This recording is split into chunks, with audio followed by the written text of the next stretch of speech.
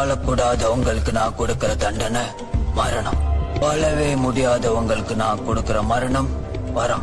வர்தான் சத்ய பிரபாவம், திவ்ய பிரகாசம், मंत्र स्वरूपम, निष्कलंकोहम, निजपूर्ण बोधहम, प्रत्यगात्माहम, नित्य ब्रह्मोहम, सत्य प्रमाणम, मूल प्रमेयम, अयम ब्रह्मास्मि, अहम ब्रह्मास्मि।